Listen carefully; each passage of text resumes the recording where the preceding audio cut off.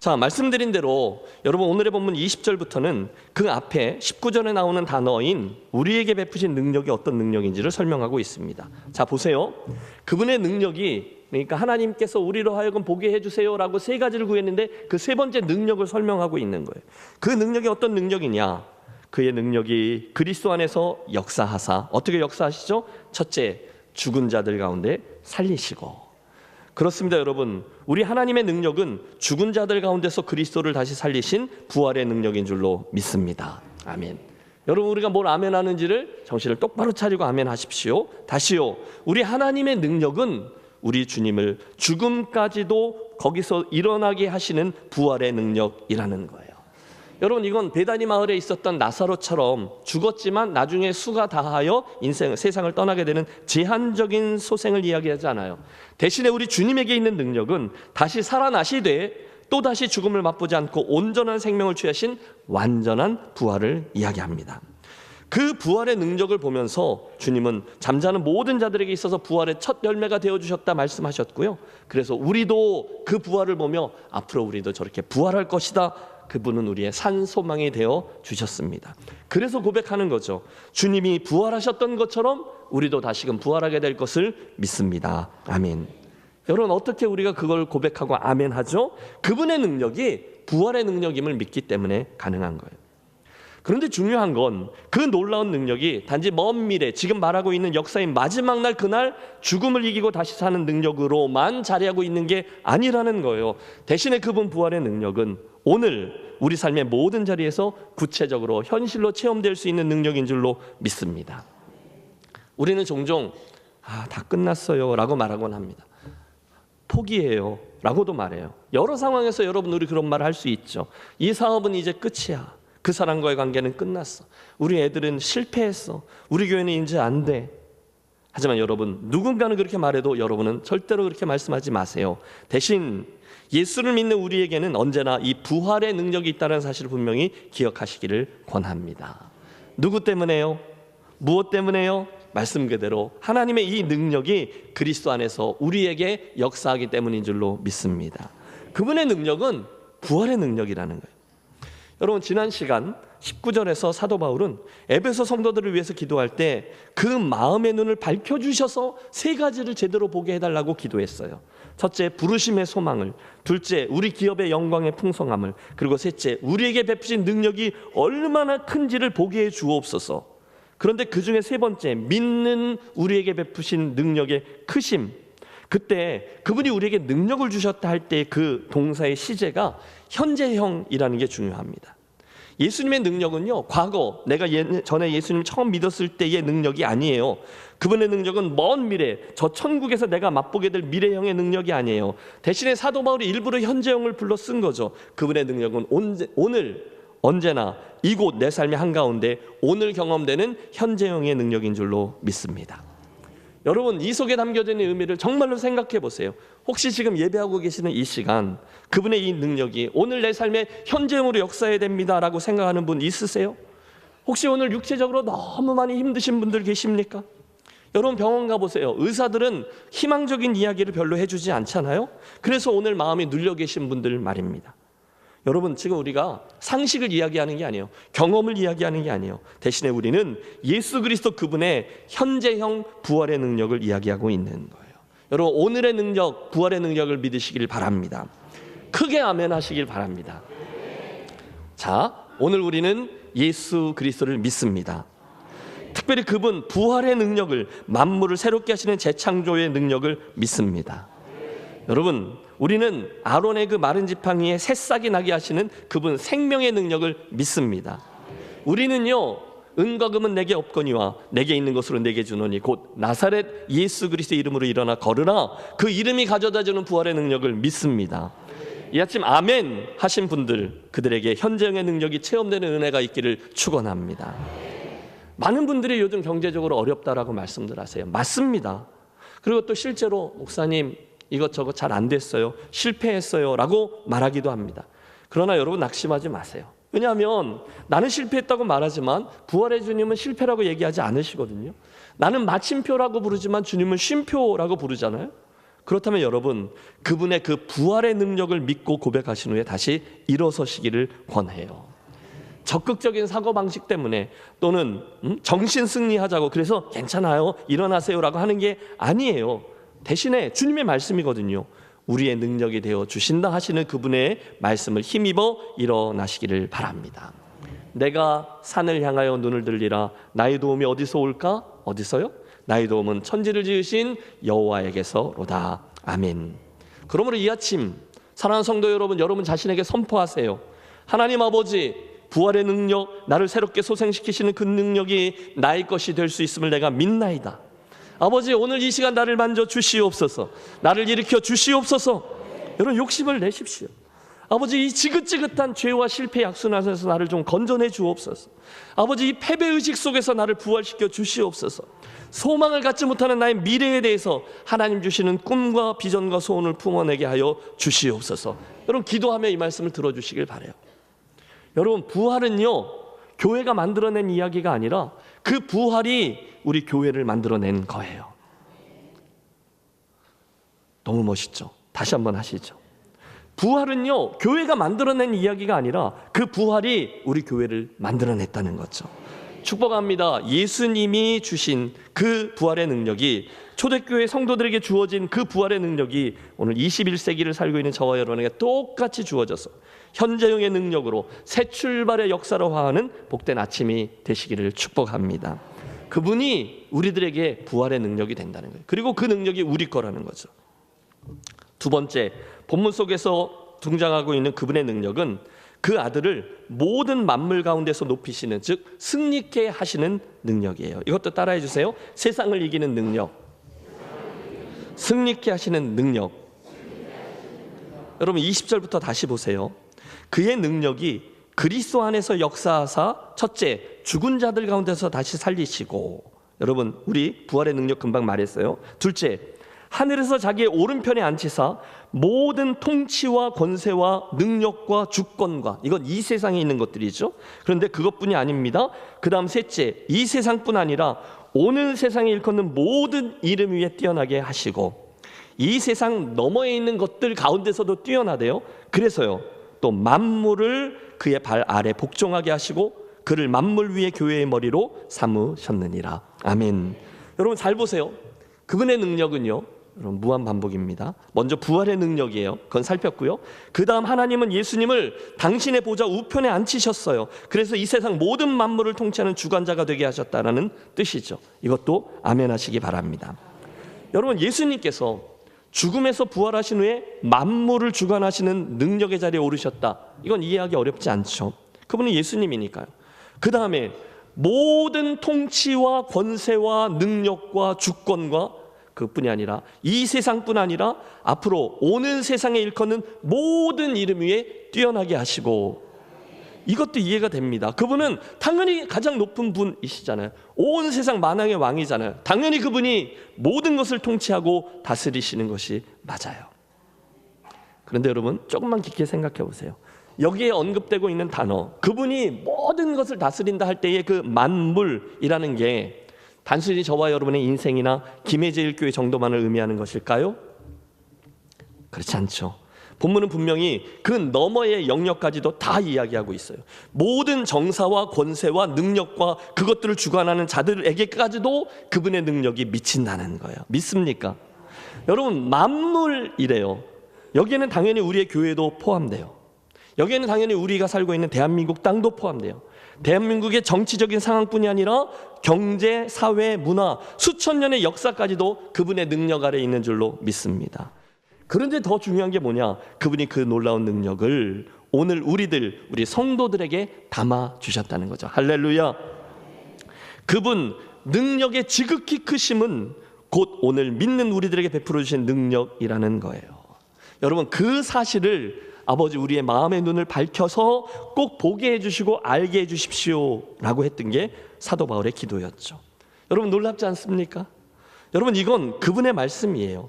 그렇다면 그 그 놀라운 능력을 우리에게 담아주셨다는 말씀을 확인한 우리는 더 이상 그것들에게 질질 끌려다니는 존재가 아니라 그 주신 능력을 가지고 이 세상을 이기고 다스리고 선한 영향을 끼치며 살아가는 존재가 되는 것이 마땅한 줄로 믿습니다. 여러분 잘 생각해 보십시오.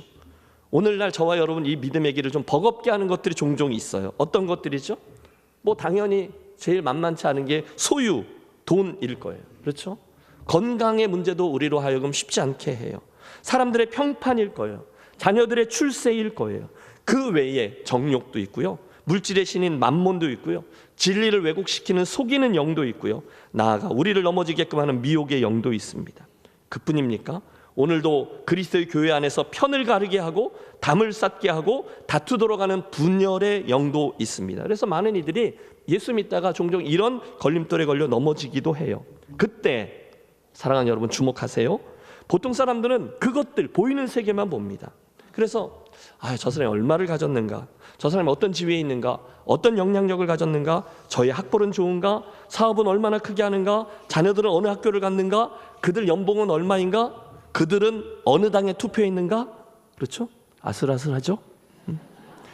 그런 것들을 봅니다. 하지만 일단 그가 구원을 받고 하나님의 백성이 되면, 그래서 특별히 그에게 하늘의 신령한 복이 임했다라는 것을 깨닫게 되면 그때부터 그의 눈이 바뀌는 거죠. 그 너머를 보는 거예요.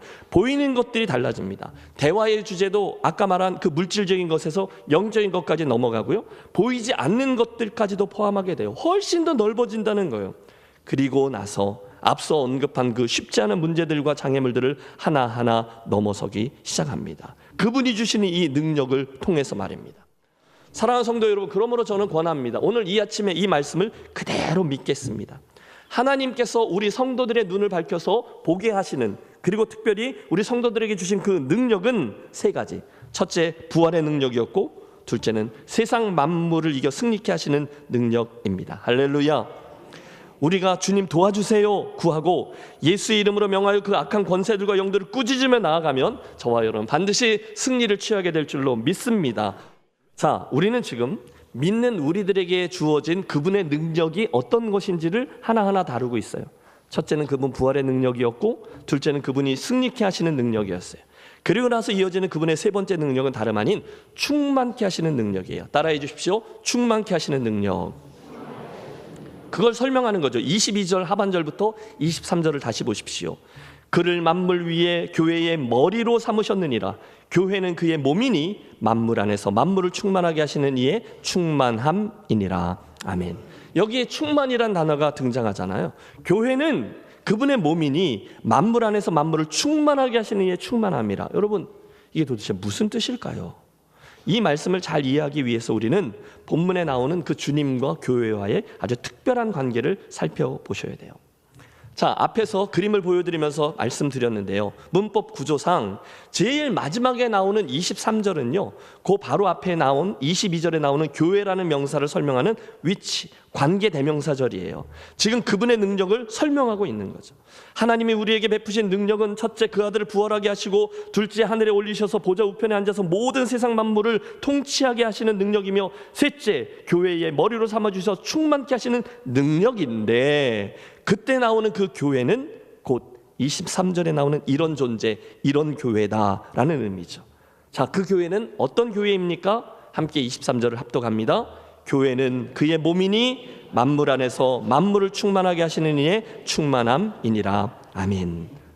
드디어 에베소서 하면 나오는 복음, 그리고 교회라고 얘기하는 가장 중요한 개념, 교회가 소개되고 있어요. 여러분 잘 아시는 대로 교회는 헬라어로요, 두 개의 단어가 합쳐진 단어입니다. 에클레시아. 이때 에클레시아 할 때 앞에 나오는 에크는 아웃 오브, 무엇으로부터이고요, 칼레오는 부르다라는 뜻이에요. 그러니까 교회는요, 하나님이 이 세상으로부터 불러낸 사람들의 모임이라는 거죠. 여러분, 그러므로 교회는 건물이 아니라 부르심을 받은 저와 여러분, 우리 사람들임을 기억하십시오. 여러분, 이건 굉장히 중요해요. 따라해 주십시오. 아, 우리가 교회구나. 아, 우리가. 여러분, 이건 앞으로 절대로 잊으시면 안 돼요. 교회당을 얘기하는 게 아니에요. 교회를 얘기하고 있는 거예요. 특별히 본문은 그 교회를 그리스도의 몸이라 명명해요. 우리가 교회인데요, 우리가 그분의 몸이라고 하셨어요. 그리고 자연스럽게 그분은 우리의 머리이십니다. 여러분 그림을 그려보세요. 여러분 이 머리와 몸, 이 비유에 굉장히 많은 의미들이 담겨 있어요. 예수님이 머리이시고 우리가 그분의 몸이라는 거죠. 앞으로 우리는 계속해서 교회의 신비, 그 교회에 대해서 많이 이야기할 건데, 오늘은 이 머리와 몸이라는 비유에 담긴 몇 가지 중요한 의미들 4가지를 묵상합니다. 자, 그림을 그리세요. 예수 그리스도라는 머리와 지체된 몸을 이루는 우리. 첫 번째는 겸손이에요. 따라해 주십시오. 겸손. 교회는 그의 몸이니. 우선 저와 여러분은 내가 머리가 아니라 몸이구나 라는 사실을 통해서 나 자신이 어떤 존재인지를 알게 되는 거죠. 내가 머리가 아니지 그분이 머리지. 그러면 저와 여러분은 반드시 겸손해질 수밖에 없는 거죠.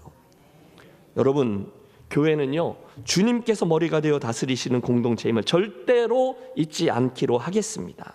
그 사실을 기억하면 목사도 성도도 모두 다 겸손해질 수 있는 거죠.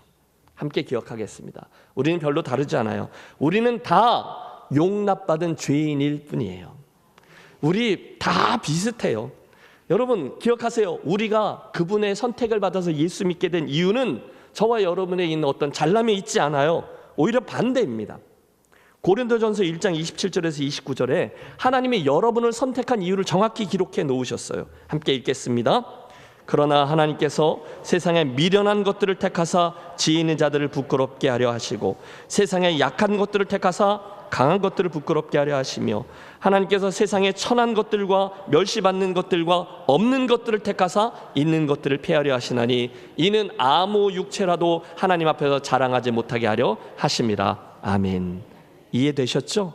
하나님이 저와 여러분을 선택하고 구원해 주신 이유는 저와 여러분이 미련했기 때문이라는 거예요. 저와 여러분이 연약했었기 때문이라는 거예요. 저와 여러분이 천했기 때문이고 멸시를 받았기 때문이었어요.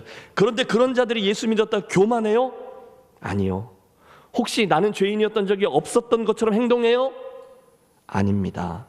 우리는 그저 하나님이 값없이 주신 그 은혜의 수혜자들이라는 사실을 늘 기억하기 때문에 교만이 아니라 겸손으로 동지의식을 가지고 서로를 용납하며 그분의 몸을 이루는 성도들이 되어지는 것이 늘 맞습니다. 유명한 크리스찬 작가인 필립 얀시가 어린 시절에 자기의 고향 교회를 이렇게 추억하며 그린 것을 기억해요. 그 교회에는 늘 뒤에서 잠들어 있던 술주정뱅이가 있었고 햇빛 좋은 날이면 어김없이 졸고 앉아 있었던 아줌마가 있었고 값비싼 밍크털로 곱게 차려입은 교양 있는 부자 할머니도 있었고 밍크털 대신 언제나 수북히 빠져나온 코털이 있던 아저씨도 있었다. 여러분 그게 교회라는 거예요. 맞는 거예요. 언제나 그런 여러 모양의 천차만별의 사람들이 때로는 심지어 부족한 모습의 사람이라도 값없이 주신 하나님의 은혜 아래 모여서 구원자 되신 그분을 찬양하고 할렐루야 그분이 주신 은혜를 감사하며 예배하고 교제하며 함께 가는 곳이 교회인 줄로 믿습니다. 그러므로 주님의 교회는 절대로 교만이 설 자리가 없는 거예요. 교회는 그의 몸이니 둘째, 그러므로 그 몸은요 절대로 나뉘면 안 된다는 사실도 주목합니다. 따라해 주세요. 나뉘면 안 됩니다. 바로 떠오르는 교회가 있어요. 고린도 교회입니다. 너무너무 훌륭한 교회예요. 교회의 모든 것들이 다 좋았어요. 은사들도 가장 많이 받은 교회예요. 너무너무 잘한 게 많은 훌륭한 교회였는데 딱 하나 실수가 있었습니다. 그것은 그들 안에서 그들이 팔을 나누었다는 거예요. 물론 좋은 믿음의 영향을 끼쳤던 선배들을 따르겠다라는 좋은 의미였겠죠. 그래서 어떤 이들은 바울파라 했고 어떤 이들은 아볼로파, 어떤 이들은 베드로파죠. 게바파 그리고 그리스도파 당을 짓게 됐대요. 그러나 바로 그런 이유로 인해서 사도 바울에게 호된 꾸지람을 듣죠. 그런즉 아볼로는 무엇이며 바울은 무엇이뇨 저희는 주께서 각각 주신 대로 너희로 하여금 믿게 한 사역자들이니라. 별거 아니라는 거예요. 그냥 하나님 필요해서 주신 일꾼들이라는 거예요. 그러면서 바울은 다시금 교회의 질서를 확언해요. 바울이나 아볼로나 게바나 세계나 생명이나 사명이나 지금 것이나 장래 것이나 다 너희의 것이요 그건 좋다 이겁니다. 그러나 너희는 그리스도의 것이요 그리스도는 하나님의 것이니라. 아멘. 그게 교회예요. 교회는 그분의 몸이기 때문에 절대로 나뉘면 안 되는 존재입니다. 혹시 이 계절에 우리 교회 공동체 안에서 관계에 불편함이 있는 어떤 분이 계십니까? 그렇다면 여러분 이 말씀을 그냥 넘기지 마시고 그분이 머리이시고 우리가 각각 몸을 이루는 지체인데 그러므로 그 불편한 지체와의 관계를 다시금 회복하고자 하는 선한 욕심이 여러분에게 있게 되시기를 바랍니다. 의지를 동원해서 그걸 해결하셔야 돼요. 그분의 몸은요 절대로 나뉘면 안 됩니다. 그 어떤 것도 그 나눔의 핑계거리가 될 수 없어요. 세 번째, 교회는 그의 몸이니 라는 말씀에서 우리가 묵상하는 것은 당연하죠. 우리의 충성입니다. 뭐라고요? 충성. 자연스럽죠? 예수님이 머리이시고 우리가 그분의 몸이에요. 그러면 이건 너무도 당연하죠. 사람이 마땅히 우리를 그리스도의 일꾼이요 하나님의 비밀을 맡은 자로 여길지어다. 그리고 맡은 자들에게 구할 것은 뭐요? 충성이니라. 저와 여러분은 그리스도의 교회를 세우는 지체예요. 우리들은 그분의 몸을 세우는 일꾼이에요. 그러므로 그 지체가 할 일은 머리이신 그분이 원하는 일이어야만 할 것입니다. 동의하시죠? 그때 그 일꾼들에게는요, 그 지체들에는요, 자기들의 자존심을 내세울 만한 자리가 없어요. 자기의 자기를 주장하지 않아요. 나는 이렇게 저렇게 생각하는데 주인의 의도가 그것과 좀 다르다? 근데 그게 기분 나쁘니까 내 컨디션에 따라, 내 기분에 따라, 내 형편에 따라 하겠다, 안 하겠다를 결정하고 주장해요? 진짜 넌센스인 거죠. 사람이 마땅히 우리를 그리스도의 일꾼이요 하나님의 비밀을 맡은 자로 여길지어다. 그리고 맡은 자들에게 구할 것은 충성이니라. 여러분 축복합니다. 주님의 교회를 대하실 때 세 가지를 말씀드렸죠. 겸손, 하나됨, 충성 꼭 유념하십시오. 왜요? 교회가 그리스도의 몸이기 때문입니다. 자, 교회는 그의 몸이니 라는 말씀에서 우리가 마지막으로 생각해 보려고 하는 것은 머리 대신 그분의 뜻을 헤아리는 우리의 태도에 관한 거예요. 따라해 주세요. 주님의 뜻. 여러분 에베소서는요 끝까지 여러 번 머리이신 예수 그리스도 그분의 몸을 이루는 지체인 우리를 가지고 계속해서 교회를 그 구조로 설명해요. 그때 그 몸을 이루는 지체인 저와 여러분의 취해야 될 태도는 당연하죠. 머리이신 주님께서 뭘 원하실까? 주님이라면 어떻게 하실까? 그걸 헤아리고 그걸 하는 게 맞다는 거예요. 여러분 무슨 일을 만나셨습니다. 그 일이 좋은 일이든 곤란한 일이든 이걸 어떻게 대하고 행동해야 될지는 여러분은 어떻게 선택하십니까? 그 상황에서 여러분 정말로 머리가 되신 주님이 뭐라고 생각하실까? 어떻게 보실까? 뭐라고 말씀하실까? 그렇게 그분이 원하는 걸 헤아리고 그걸 여쭙고 주님이라면 이렇게 생각하시겠지? 그렇다면 나 또한 당연히 그렇게 하는 게 맞지? 그렇게 믿음의 길을 가고 교회를 섬기고 그러세요? 아니면 여전히 내 생각과 내 경험과 내 기분과 내 스타일대로 그렇게 예수를 믿고 생각하고 판단하며 이 길을 가고 계세요? 교회는 그의 몸이니라고 하셨어요. 바랍니다. 사랑하는 여러분, 그분이 우리 교회의 머리요 우리는 그분의 교회를 이루는 몸이 된다는 이 말씀을 들으시고 때마다 일마다 머리 되시는 주님이 원하는 것을 헤아리시고 선택하고 행하는 우리 김해제일교회 지체들이 되시기를 주의 이름으로 축원합니다. 말씀을 맺습니다. 함께 23절을 결론적으로 합독하죠. 교회는 그의 몸이니 만물 안에서 만물을 충만하게 하시는 이의 충만함이니라. 아멘. 본문은 그런 교회에 결국 우리 주님으로 충만케 되신다라고 말씀하세요. 여러분 주님으로 충만케 된다는 거예요. 우리 교회에 여러분 저는 이 말씀을 상상력을 동원해서 꿈을 꿉니다. 그래 이 말씀처럼 우리가 주님의 몸을 함께 이루면서 세상의 엉뚱한 것들로 자기 의로 자기의 욕망으로 자기 스타일로 자아실현으로 충만한 교회가 아니라 그리스도 그분으로 충만한 몸을 이루게 될 수만 있다면 이라는 꿈이에요. 할렐루야. 사랑하는 성도 여러분, 우리 교회 안에 딴 게 아니라 그리스도로 충만케 되는 이 복을 소원으로 삼아주시기를 바랍니다. 주님이 기뻐하시는 뜻이므로 담대히 구하세요. 하나님 제 안에, 하나님 제 옆에 있는 믿음의 형제 자매에게 주님으로 충만케 되는 복을 허락해 주시옵소서. 담임 목사라고 서 있는 저 앞에 있는 김 목사에게 그리스도의 마음과 그리스도의 지혜와 그리스도의 사랑이 충만케 하여 주시옵소서. 여러분 그때 주님으로 충만한 교회가 되면 우리 교회가 어떻게 될까요? 여러분 우리의 예배에 어떤 변화가 일어날까요? 우리의 기도에, 우리의 찬양에, 우리의 헌신에, 우리의 순종에 어떤 변화가 일어나겠습니까? 또 남겨져 있는 우리 믿음의 경주는 말이에요. 두말할 필요 없죠. 그때 우리 김해제일교회는 하나님의 행하심과 그로 인한 놀라운 기적들로 가득한 주님의 몸이 될 줄로 믿습니다.